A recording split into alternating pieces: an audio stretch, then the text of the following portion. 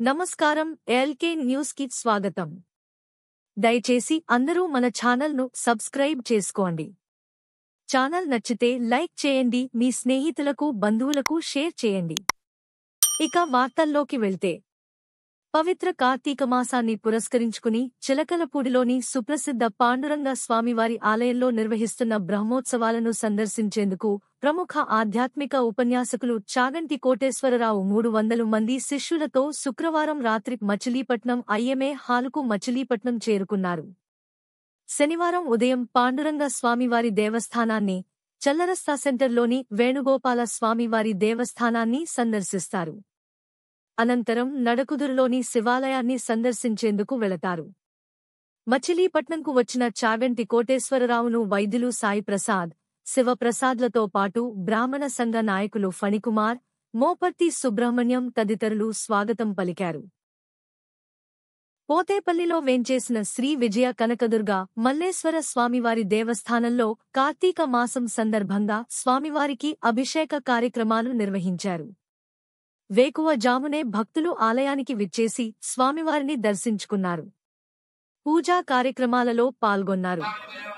కన్యకా పరమేశ్వరి దేవాలయం, మాచవరం శివాలయం, బచ్చుపేట శివాలయం తదితర దేవాలయాలకు భక్తులు తెల్లవారుజామున విచ్చేసి స్వామివారికి అభిషేకములు, అర్చన కార్యక్రమం చేపట్టారు.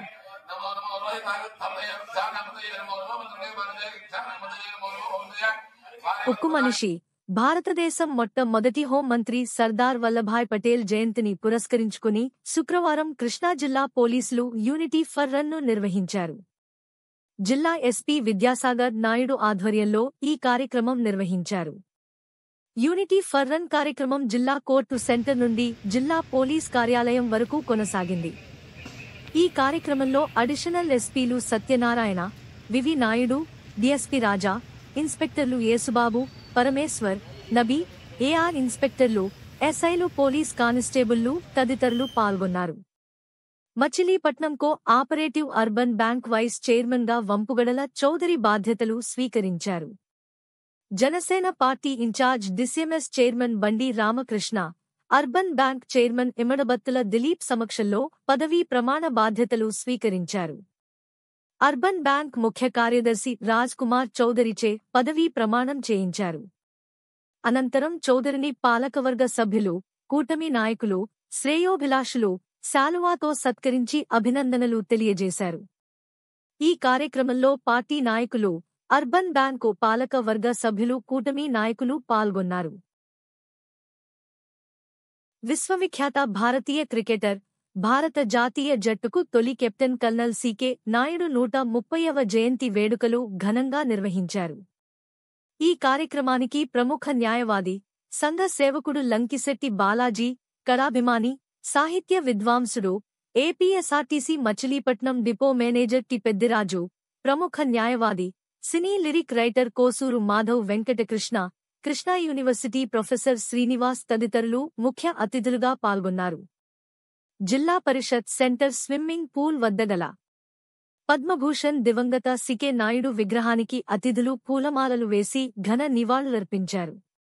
అనంతరం పలువురు ప్రముఖులు ఆయన సేవలను స్మరించి క్రీడా రంగంలో ఆయన చేసిన కృషిని కొనియాడారు.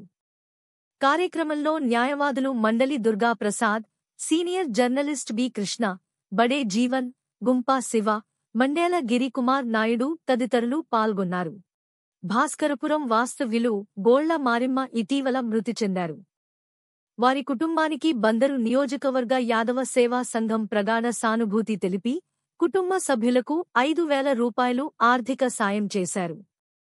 ఈ కార్యక్రమంలో పల్లపాటి వెంకట్రావు యాదవ్, చినబాబు, గొరిపర్తి రాము, బోయిన అంతర్వేది, నీలపాల రామకృష్ణ, బోయిన సత్యనారాయణ, గంగుల నాంచారయ్య, చేబోయిన నాగబాబు, బోయిన రమేష్, బోయిన గంగరాజు తదితరులు పాల్గొన్నారు. కాగా ఇప్పటివరకు 155 యాదవ కుటుంబాలకు ఆర్థిక సహాయం అందజేసినట్టు సంఘ నాయకులు తెలిపారు. కృష్ణా జిల్లా కాంగ్రెస్ పార్టీ కార్యాలయం పట్టాభి భవన్లో ఇందిరాగాంధీ వర్ధంతి కార్యక్రమం ఉపాధ్యక్షుడు కోకా ఫణిభూషణ్ ఆధ్వర్యంలో ఘనంగా జరిగింది. ఇందిరా గాంధీ చిత్రపటానికి పూలమాలలు వేసి ఘన నివాళులు అర్పించారు. ఈ కార్యక్రమంలో నల్లబోలు కుమారి, చిలుకోటి ప్రసాద్, అయూబ్, రెడ్రోటు వెంకట నారాయణ, అలీ, నల్లబోలు శామ్యూల్ తదితరులు పాల్గొన్నారు. తుఫాన్ ప్రభావంతో మచిలీపట్నం రూరల్ మండలం కానూరు గ్రామంలో పేరుకుపోయిన బురద, వ్యర్థాలను తొలగించే పనులను మాజీ market yard chairman Gopu Satyanarayana పర్యవేక్షించారు. ఈ సందర్భంగా ఆయన మాట్లాడుతూ తుఫాన్ కారణంగా గ్రామాల్లో బురద మరియు డ్రైనేజీ నీరును తొలగించి ప్రజలు వ్యాధుల బారిన పడకుండా బ్లీచింగ్ చల్లడం జరిగిందన్నారు.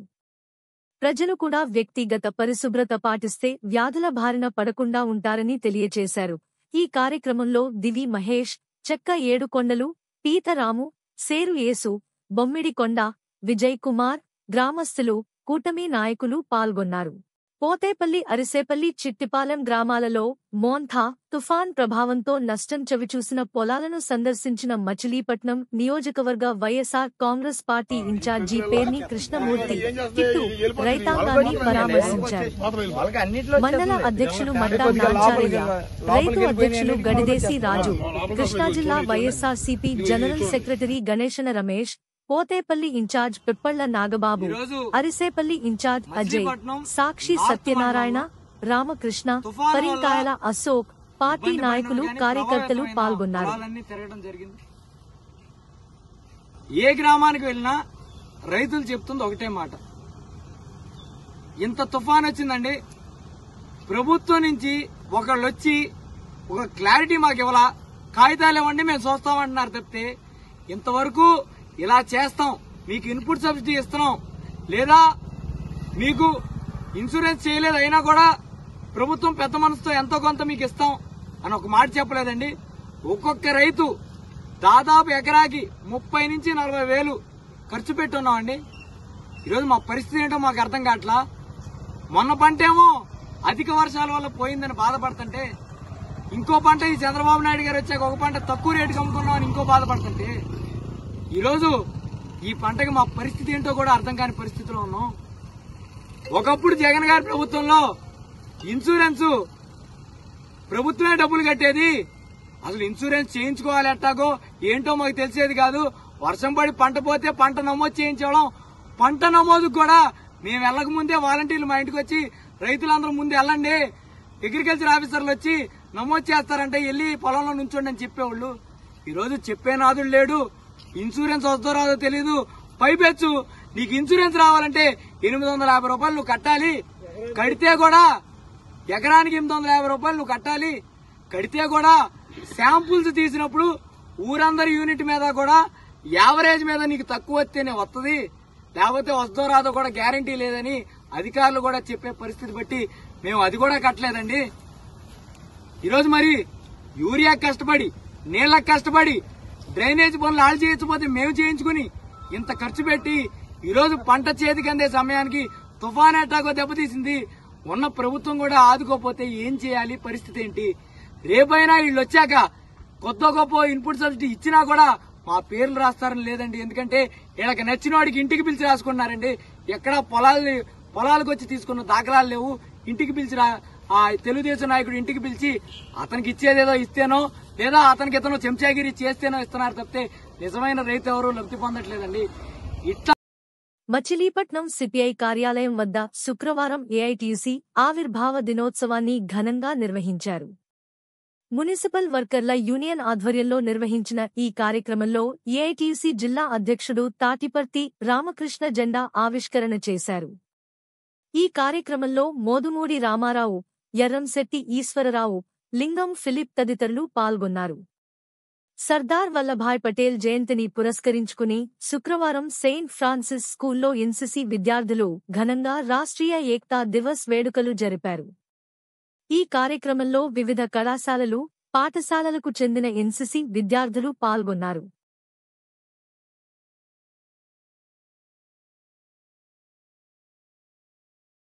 ఆగస్తేశ్వర స్వామి ఆలయ అభివృద్ధికి సంపూర్ణ సహాయ సహకారాలు అందిస్తానని ఎమ్మెల్యే కాగిత కృష్ణప్రసాద్ అన్నారు.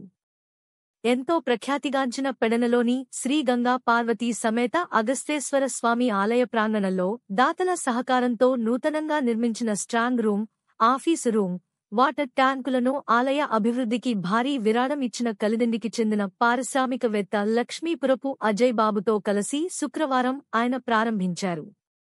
ఈ సందర్భంగా ఆలయ అభివృద్ధి కమిటీ చైర్మన్ బళ్ళ ప్రసాద్ అధ్యక్షతన జరిగిన సభలో కృష్ణప్రసాద్ మాట్లాడుతూ, ఆలయ అభివృద్ధి కోసం అభివృద్ధి కమిటీ సభ్యులు ఎంతగానో కృషి చేస్తున్నారని ప్రశంసించారు.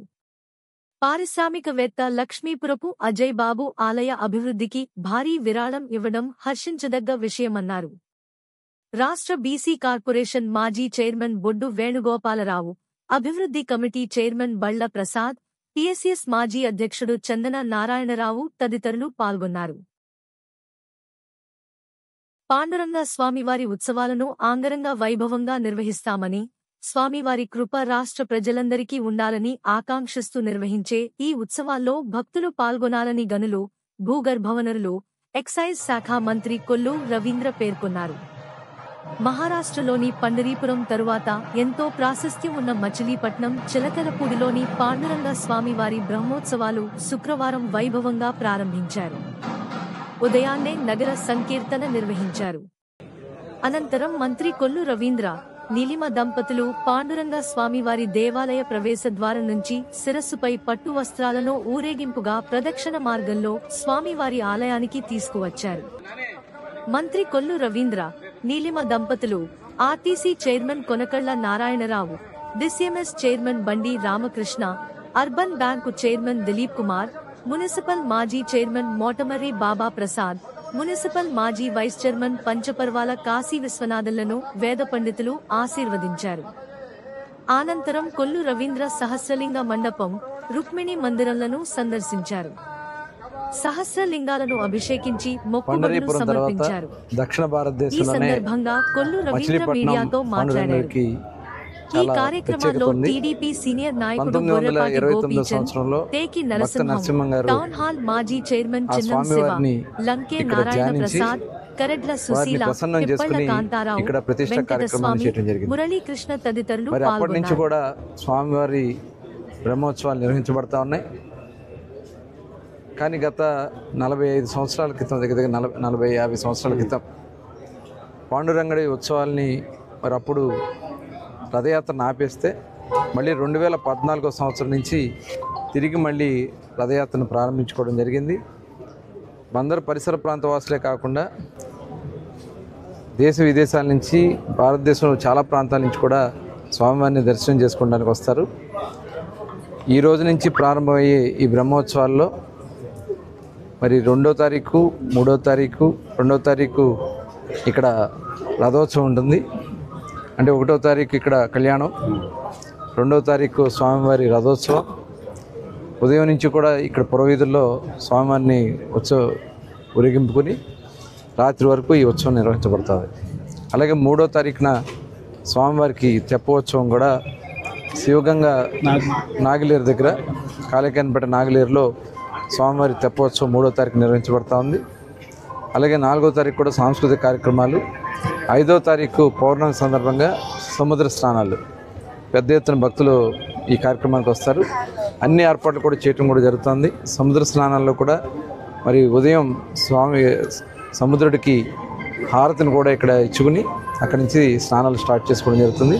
వచ్చిన వాళ్ళందరికీ కూడా అన్ని ఏర్పాట్లు, అటు పిల్లలకి పెద్దవాళ్ళకి ఎక్కడ కూడా ఇబ్బంది రాకుండా మరి బట్టలు మార్చుకోవడానికి కానీ, పోలీసు కానీ, రెవెన్యూ కానీ అన్ని డిపార్ట్మెంట్ కూడా అక్కడ వర్క్ చేస్తూ ఉన్నాయి.